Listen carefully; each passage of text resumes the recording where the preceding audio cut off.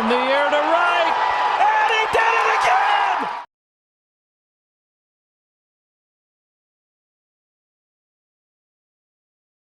Welcome back to the Lefties 2 broadcast, and we are here with another list, as you guys can see from the thumbnail, the best curveballs in the game. All right, that's my list. Again, I like lists. And there's 7 pitchers in this game that actually have curveballs, only 7. So this will be a pretty short little list as we see. And we're going to get going with the number 7 curveball in the game. And it's my guy, Fernandez. Now, I'm not saying, okay, this is not about Fernandez being a terrible pitcher if you use his skill in a bad way, but just his curveball and his changeup are very similar. And of course, I'm going to show you guys exactly the effectiveness of it from my perspective. And when you're throwing a curveball, it has the same kind of, like I said, same movement as the changeup, so it's not as effective when the changeup and the curveball are around the same speed. And of course, the changeup and curveball kind of have a similar movement. Even from this pitcher here, it says it's different. But we'll take a look at why I think this is number 7. So here's the video. All right, so here is my take on Fernandez on just exactly how his curveball is going to look. So, all right, so let's, again, the reason why he's number 7 is pretty much this. So this is a circle changeup. Let's take a look at exactly how the circle changeup looks.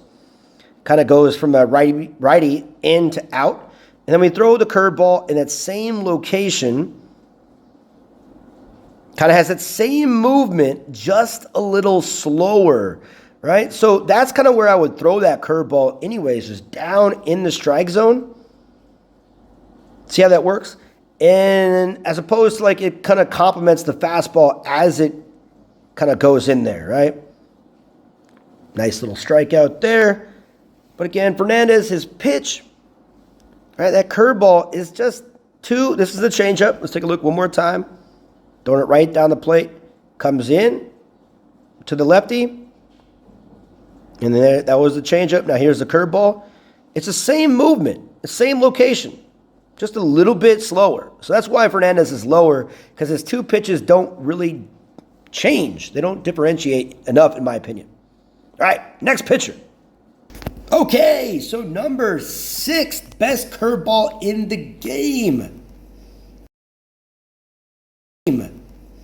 It's my girl, Michelle. Now, I think that her slider is her main pitch. Her fastball is a little too straight for me. Again, low velocity. She's all about placement. So using that slider curveball combination, having that fastball nibble the corners, her slider is much more effective here as that breaking ball kind of off speed to the fastball. The curveball comes in, it's a little bit too predictive. You can kind of see it. And, I'll give you an idea of where I think the best placement for it would be. But again, it's just a little too slow with her low velocity. So it's got to be placed at the right spot to really be effective. And that's why she's at number 6. Okay. Okay, so we have Michelle here. And again, we're going to break down. So this is kind of her curveball from the top shelf, if you're looking at it. How it goes, just nice. And again, this is obviously level 9s to kind of help everybody out. And we're going to show the bottom where it kind of goes. If you're throwing a bottom ball, that's a good drop, right? But it's just too slow if we're kind of aiming in that outside. It's just not good enough. Whereas her slider is a little bit sharper, right? It's kind of how sliders work. They're sharper. But even at level 9, they kind of loop around again. This is for everybody, not just level 13 players. So again, that curveball just doesn't have any deception to it, in my opinion. You would have to really match it up well with a fastball. So if you were going to throw a fastball, corner pocket, okay. So then you go right down to the curveball and drops in there, right? So this is why Michelle is number 6 on my list. Not really effective curveball at any level, in my opinion. Her slider is a better pitch. Okay. Right, number 5, best curveball in the game is Eric. Now, Eric, again, there's only 7, so it's, got to be somewhere in the middle. Eric has a fastball cutter combination. You could pretty much win with the good fastball cutter placements. Curveball, I wouldn't really throw for a strike, really, but there is an effective way to do it, and I will show you kind of exactly where I think. But again, he's much more effective with his velocity as the fastball cutter, curveball as that complementary off speed when you need it. And here's how to do it, in my opinion. All right, so now we're looking here at Eric. And again, Eric is definitely, obviously, known for his speed and his fastball. So being number 5 on my list, again, we're just kind of taking a look at the fastball and how effective it can be with the cutter. So again, if you're a right-hander, he's a right-handed pitcher, throw it to the outside. It has that little nice movement. But let's look at how much that curveball drops. Right? Starts high and goes it's literally a 12-6 drop. Right? Try that one more time. We can kind of track it. See, the curveball starts up and drops all the way through the strike zone. So it is effective in that sense, but again, when you're seeing it, you've got to really balance it out with the fastballs enough to where it becomes deceptive, right? So throwing that fastball, bing, and again, if you're going to throw it, you might want to throw it here above the strike zone, and try to nibble. But again, his control, even at level 9, is not great. So trying to get it where it's perfectly landing in, it might be prone to a lot more home runs that way. All right, so next pitcher. Next, and again, this guy here, I think after the update could be changed. And again, the new pitcher, Josh, he might be having a curveball, I believe, as well. So, this could be updated out of date within a couple weeks. But Murdock, again, with his new added spin increase, I really think his curveball and his place in this list will go up much more.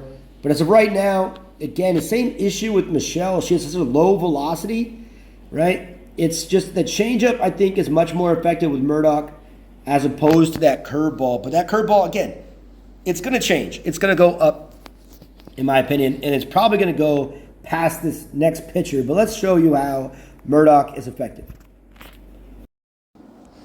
Okay, so number 4 on the list is Murdock. And again, I'm telling you, he's probably going to go higher after the update, in my opinion. We're going to see a lot more of him. So this is a 2-seamer, right? He's not great. And again, this is where top players can use this curveball. Let's see the top shelf curveball here. It's just so slow. It's just his control isn't really there yet. But again, it just droops in there.